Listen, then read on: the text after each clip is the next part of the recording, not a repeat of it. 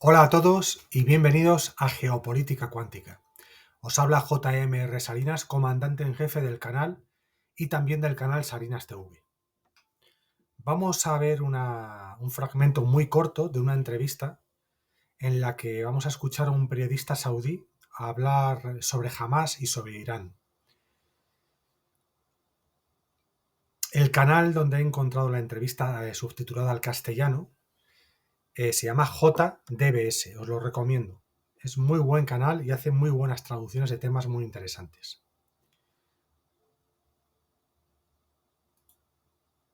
¿Vale? Vamos a ver si somos capaces de que veáis el subtítulo en castellano, en español. Vamos a ver. حماس هي أداة، فقط أداة. اترك عنك الكلام عن العقيدة والتحرير وطوفان. وين راح الطوفان هذا؟ 10 كيلو داخل إسرائيل ولا هذه المخلوقات اللي يرسلونها؟ في النهاية الدمار الذي يلحق في غزة دمار لا يمكن أن يحتمله أي شخص. هذا الدمار سبب غباء السياسة، غباء حماس وغباء قادة حماس، وزي ما قال حسن نصر الله لو كنت أعرف ما تعرف. فبالتالي اللي بيقولونها حماس بعدين إيه؟ لكن هالمرة لن تكون كما فعلت إسرائيل في لبنان كما يبدو. هالمرة تكون باستئصال حماس من وبالتالي إفقاد إيران.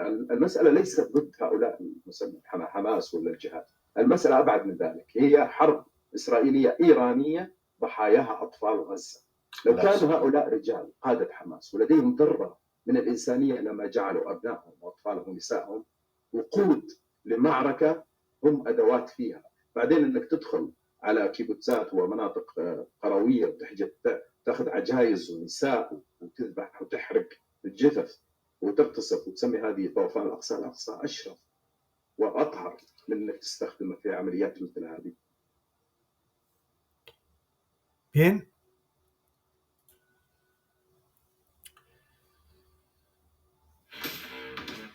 Si te lesionas, confía.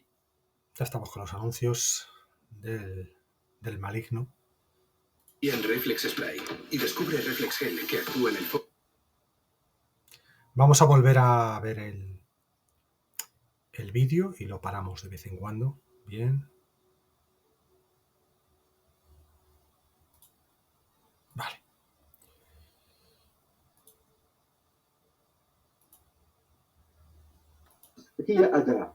Bueno, Hamás es solo una herramienta de Irán.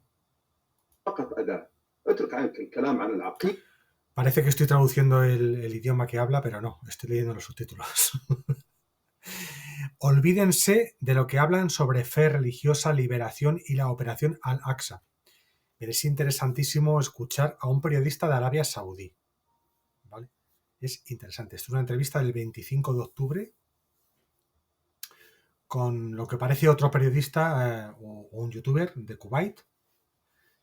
Y lo que venimos comentando, que es importante entender que no hay un mundo monolítico en el mundo árabe y musulmán. Hay distintos intereses, distintas alianzas y gracias a Dios no todo el mundo es yihadista, no todo el mundo es extremista, no todo el mundo es del Estado Islámico, no todo el mundo es de Al-Qaeda, no todo el mundo es de Hamas, no todo el mundo es la yihad islámica, etc. Igual que no todos los israelíes y todos los judíos son extremos sionistas, ni forman parte de las élites judías que manejan las finanzas internacionales, ni son pro Netanyahu, etc. ¿no? Aquí hay muchos grises y es lo interesante. Es lo que de alguna forma puede salvar las situaciones a veces. Si todo fuese blanco o negro, todo fuese extremismo, lo que pasa que cierto es que los psicópatas que manejan los hilos del planeta son los que de momento mantienen el poder. Hasta ahora, ya veremos. Porque hay muchos movimientos que están produciéndose y que pueden hacer, bueno, temblar de alguna manera a los más oscuros. Bien.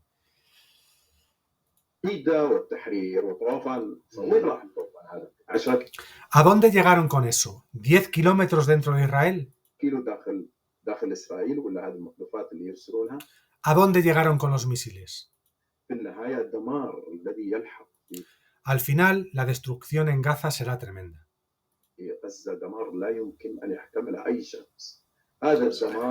Destrucción causada por la estupidez de Hamás sus líderes y sus políticas. Es muy interesante un periodista de Arabia Saudí, como comentábamos ayer en el otro programa, Arabia Saudí, potencia regional, y que no necesariamente tiene que estar apoyando a los extremistas de Hamás, ni mucho menos.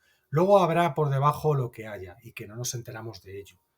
Pero este periodista lo está criticando. Al final, ese comportamiento de Hamás, que evidentemente a estas alturas de la historia y de la película podemos sospechar con razón que Hamás lo que hace es ejecutar una acción ordenada desde distancias muy superiores para provocar, pero que al final, como suele pasar en todos los grupos, gobiernos y liderazgos, ¿cuánto les importa realmente la población a la que dicen defender? Por lo tanto, aquí dice destrucción causada por la estupidez de Hamás, sus líderes y sus políticas. سبب غباء السياسة، غباء حماس وغباء قادة حماس، وزي ما قال حسن نصر الله لو Como dijo Hassan Nasrallah, que es el líder de Hezbollah, en Líbano, de haber sabido que pasaría esto, no lo hubiera hecho. Aquí también hay que entender, no es lo mismo Hezbollah que Hamás. No es lo mismo este grupo Hezbollah libanés que el Hamás de la Franja de Gaza. No son lo mismo. لو كنت أعرف ما تعرف، فبالتالي Eso lo terminará diciendo Hamás. اللي بيقولوه حماس بعدين لكن هالمرة Esta vez no parece que Israel vaya a hacer lo que hizo en Líbano. تكون كما فعلت إسرائيل في لبنان كما يبدو. هالمرة تكون Esta vez van a sacar de raíz a Hamás sin importar lo que haga Irán. صال حماس من وبالتالي إفقاد إيران المسألة ليست. Bueno, aquí hago un apéndice también. Bueno, si Hamás es un producto de Irán, aunque ahora veremos que también puede ser un producto de Israel, todo se entremezcla a veces. Los contrarios a veces se juntan por intereses comunes.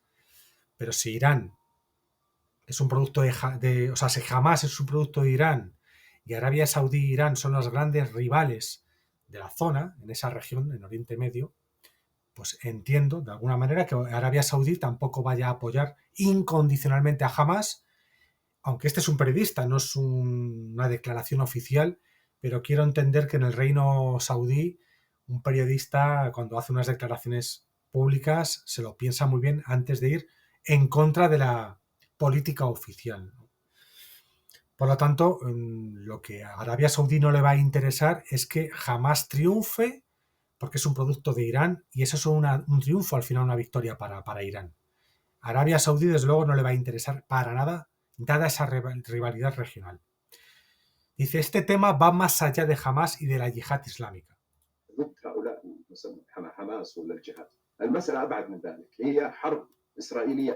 Esto es una guerra entre Irán e Israel, cuyas víctimas son los niños de Gaza.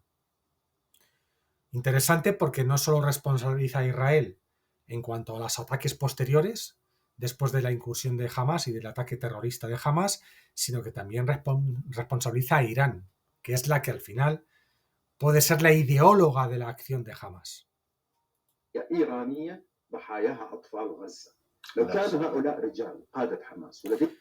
Atención, si los líderes de Hamás fuesen hombres de verdad y tuvieran algo de humanidad, es muy interesante porque apela, por una parte, a lo que es la gallardía auténtica, los principios auténticos de un hombre, que están muy, muy alejados de lo que es ser un energúmeno, y luego habla de la humanidad, pues eso, de la ética, de los valores del corazón, ¿no? Apela a eso. Si los líderes de Hamás fuesen hombres de verdad y tuvieran algo de humanidad, no usarían a las mujeres y a los niños como combustible para una guerra de la que son simples marionetas. Y yo añado, y los propios líderes de Hamás y el propio grupo Hamás también son una marioneta.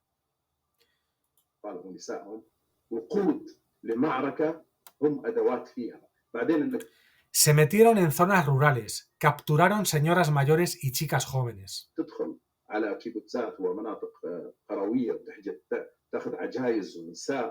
وتذبح masacraron gente, quemaron cuerpos, وتحرق الجثث وتغتصب وتسمي هذا violaron mujeres y encima le llaman a esto Operación Al-Aqsa. طوفان الأقصى أشرف وأطهر. Al-Aqsa es demasiado pura y honorable para ser usada en algo así. من إنك تستخدمها في عمليات مثل هذه. Bien.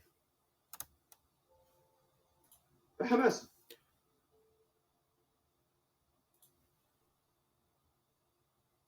Bueno, tiene mucho sentido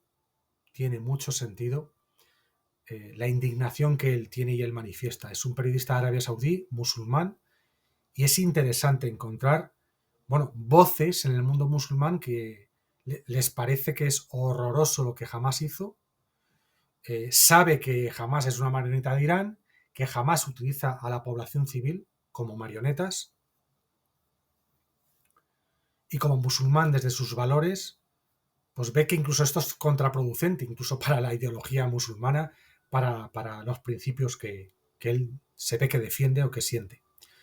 Ahora vamos a pasar a ver algo muy interesante. Lo hemos tratado ya en el canal, lo habréis visto en muchísimas noticias de canales alternativos, pero mirad. Es un artículo del Salto, revista El Salto, ¿vale? Del 11 de octubre. ¿Es Hamás una criatura de Israel? En 2019 Netanyahu dijo ante la Knesset es el Parlamento, o Knesset, es el Parlamento de Israel.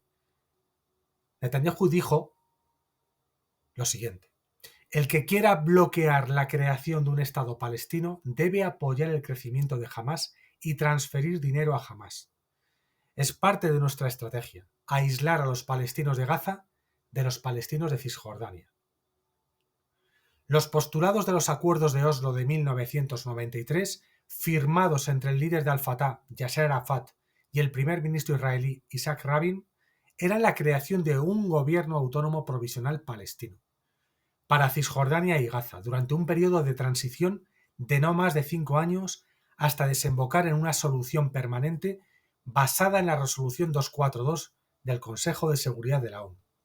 Ello implicaba la retirada de las fuerzas israelíes de territorios que ocuparon durante la guerra de 1967 y la creación de un Estado soberano palestino junto a Israel.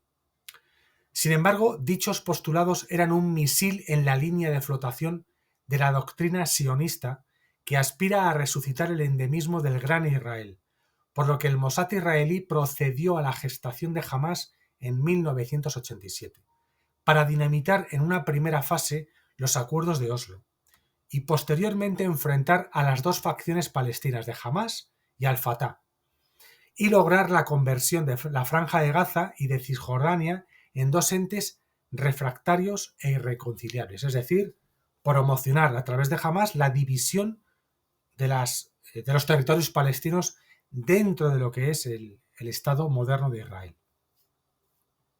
Así, en el 2007, siguiendo el lema de César divide et impera, Israel consiguió que las dos facciones palestinas se enfrentaran abiertamente por la lucha por el poder.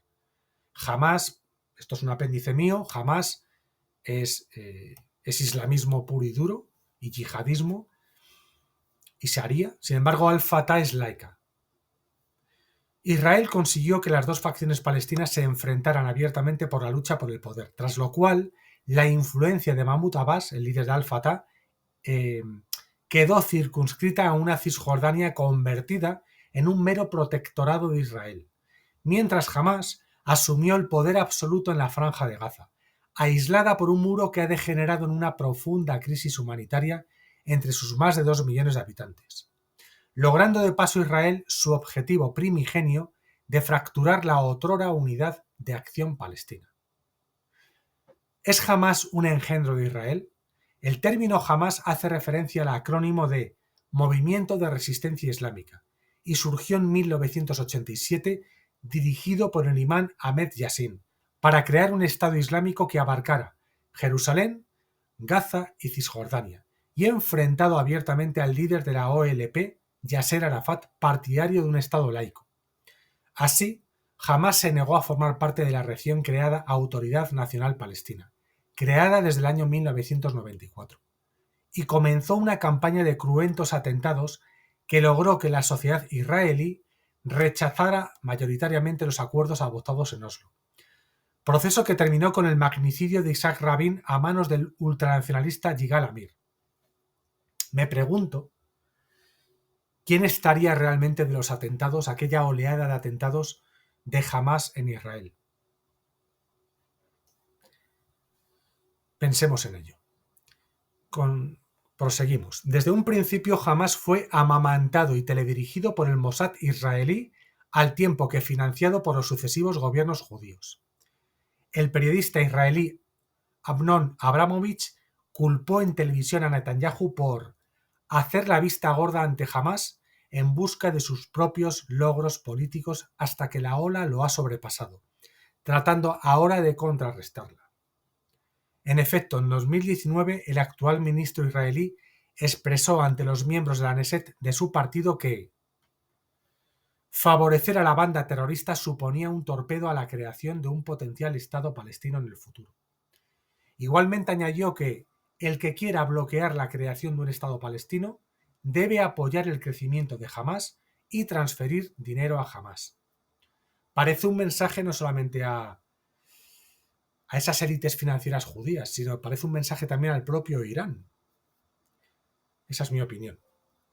Continúo. Es parte de nuestra estrategia aislar a los palestinos de Gaza de los palestinos de Cisjordania, lo cual vino a corroborar las sospechas de que Hamás era un engendro de Israel teledirigido por el Mossad.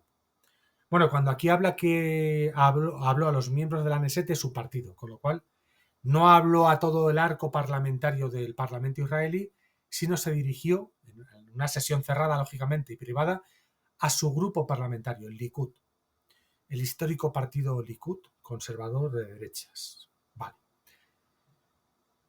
Aprovechando los presuntos agujeros de seguridad en la defensa israelí provocados por el cisma entre los reservistas y Netanyahu, el brazo armado del grupo islamista Hamás lanzó la mayor ofensiva militar desde el 2007, con la infiltración de decenas de sus miembros en localidades israelíes y el lanzamiento de miles de proyectiles contra amplias zonas, incluyendo Tel Aviv y Jerusalén. Israel habría dado a entender que dicha ofensiva le había sorprendido totalmente al estar celebrando sus fiestas de otoño. Bueno, ¿qué hacemos con esto? Nos reímos, ¿no? Bien. Así, en declaraciones al Canal 12 israelí, el ex jefe de seguridad israelí, Amos Yadlin, que yo añadiría entre paréntesis, Amos, para creerse esto del fallo de seguridad. Continúo. Amos Yadlin indicó que ha habido una sorpresa de inteligencia y cuando te sorprenden, el precio siempre es alto. Bien. Pero tras la inicial sorpresa de Hamás, asistimos a la respuesta demoledora del ejército israelí, no siendo descartable que la ofensiva se extienda a la frontera libanesa y Siria, con la entrada en escena de Hezbollah y los miembros de la brigada Fatemiyoun, milicia chií con dependencia orgánica de la élite de las Fuerzas Armadas iraníes, o Pasdarán, y el riesgo de extensión del conflicto a todo Oriente Medio. Netanyahu, sirviéndose de la dictadura invisible del temor al tercer holocausto, proceda de Hamás, de Hezbollah o de Irán, ha aprovechado la ocasión para declarar el estado de guerra y desencadenar una demoledora ofensiva en la Franja de Gaza que le otorgue un incremento de la popularidad perdida por su pretendida reforma legal y le permita obviar el proceso judicial en el que está acusado de soborno, fraude y abuso de confianza. Sin embargo, su miopía política le impide intuir que un nuevo castigo asimétrico en Gaza dará al traste con la entente entre Estados Unidos, Israel, Emiratos Árabes y Arabia Saudí para un próximo ataque a Irán. Bueno, yo aquí tengo que decir que me cuesta tanto pensar que un primer ministro de Israel o un presidente de cualquier país tome decisiones tan fuertes, con tanto calado, de una manera tan individual, tan como Netanyahu ha sido torpe, Putin ha sido torpe, Trump ha sido torpe, cuando son rodeados por servicios de inteligencia, por servicios de seguridad, por muchos asesores, pero por encima por instancias superiores, por grupos de poder que no conocemos. Y aquí entraríamos en las superlogias masónicas. Por lo tanto, me llama mucho la atención, ¿no? No, yo he generado todo esto porque como hay mucha polémica en Israel con mi reforma del Poder Judicial y me va muy mal con las encuestas y me va muy mal con mi prestigio, pues yo como individuo voy a tomar estas acciones. No me lo creo. Me parece muy simplista, me parece hasta ridículo. Bien, continuamos. Si a ello le añadimos que la opinión pública israelí estaría ya haciendo responsable a Netanyahu del estrepitoso fallo de seguridad israelí al menospreciar las informaciones egipcias que 10 días antes avisaron presuntamente a Netanyahu de que jamás preparaba una gran ofensiva, se podría incrementar la ya importante desafección del pueblo israelí respecto al gobierno de Netanyahu, por lo que no sería descartable la convocatoria de nuevas elecciones y el inicio de un proceso penal contra Netanyahu, contra el ministro de Defensa y al director del Mossad, que significaría su definitivo ocaso político. Bueno, bien, me parece que tiene lógica, todo esto que acabamos de leer tiene lógica, pero al mismo tiempo se me queda corta esa lógica y me parece muy simplista. Por ejemplo, si nos vamos a España, ¿creéis de verdad que Pedro Sánchez, como un tipo individual, con una serie de asesores y por mero poder y ambición personal, que sí que es verdad que la tiene, va a permitir, va a negociar esta ley de amnistía que dinamita lo más básico de un Estado de Derecho? ¿O va a condonar la deuda de 15.000 millones de euros a Cataluña para transferir esa deuda al resto de España? Porque él es ambicioso, porque su partido quiere el poder, porque un grupo de asesores así lo quieren. Sí, eso tiene una lógica en esa parte superficial. Pero esto forma parte de otra dinámica superior y con mucho tiempo atrás ya planificado, que es la reforma confederal asimétrica de España. Es un plan que de alguna manera viene a terminar de destruir, de dinamitar lo que antes era España. Terminar de dividirla, de destruirla, de pisarla y que no sea un actor que no sea un actor que tenga una mínima capacidad de levantar la cabeza. Es decir, que se convierta en un ente dividido del todo, sin ninguna soberanía política, ninguna capacidad de influencia en la esfera europea e internacional y con una economía absolutamente dependiente. Por lo tanto, es un proceso superior a las ambiciones de un presidente, de un partido o de un grupo de asesores. Bien. Bueno, aquí encontramos, para ir finalizando, en el periódico 20 Minutos, bueno, aquí se publicaba el 11 de octubre, muy reciente, la barbaridad terrorista de Hamás, era muy reciente, falló la inteligencia israelí en el ataque de Hamás, le correspondía al Mossad saber qué estaba haciendo Irán y qué intenciones tenía. Cuesta creer que no hayan podido detectar un ataque tan orquestado, dice el general de brigada Sánchez Tapia. Voy a avanzar. Bien. Ha sido un golpe muy duro para la inteligencia israelí. Hemos visto a terroristas entrando en Israel con parapentes a motor. Paréntesis de JMR Salinas. Parapentes a motor. Esto es ridículo. Como solo falta que un día aparezca también Kim Jong-un, el líder de Corea del Norte, pero en vez de con parapente, con un gorrocóptero de Doraemon, y aparezca aterrizando, pues no sé, en los jardines de la Casa Blanca y digamos, qué fallo de seguridad nacional se nos ha colado. Es ridículo. Bien. El shock ha sido importante, como ocurrió en la guerra del Yom Kippur cuando los israelíes se vieron sorprendidos por Egipto. Afirma Salvador Sánchez Tapia, general de brigada que ha sido profesor de Estrategia y Seguridad Nacional en el U.S. Army War College de Pensilvania y actualmente es profesor de Relaciones Internacionales en el CEU. Estos son declaraciones oficiales o declaraciones extraoficiales a la prensa de cara a la galería. Me cuesta tanto que gente tan inteligente, gente tan brillante, con tantos estudios, puedan dar verosimilitud a los fallos de seguridad. Da igual el 11S, el 2001, da igual el 7J del 2005 en Londres, el 11M en España y este 11S israelí y otros muchos acontecimientos donde uno no puede creerse estas versiones, ¿no? De fallos de seguridad. Bien. Sánchez Tapia asegura que es prematuro aventurarse en analizar qué ha podido fallar, pero apunta a un fallo de coordinación.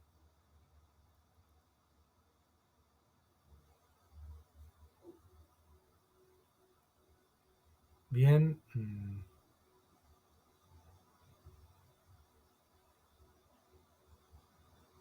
Aquí dice, en inteligencia es muy importante la narrativa, por supuesto.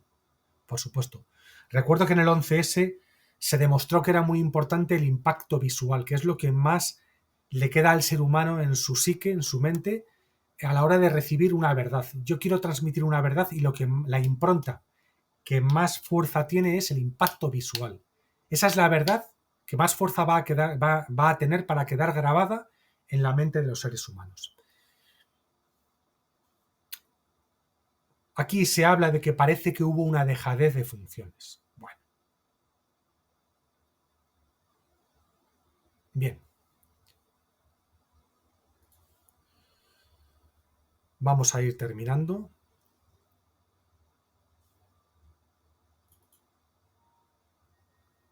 Ponemos de nuevo un mapa de Oriente Próximo para situarnos de nuevo, que nos viene muy bien ver los mapas, ver la geografía, ver cómo están situados los países, las fronteras, los mares colindantes, las bisagras, como es el Estrecho de Hormuz, que es una bisagra fundamental en el comercio de petróleo en el planeta.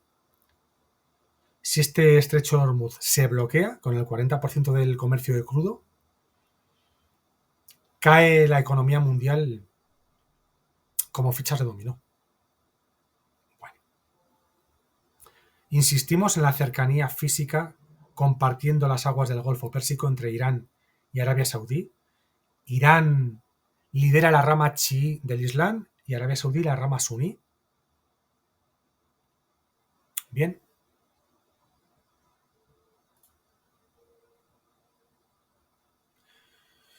Bueno, pues vuelvo a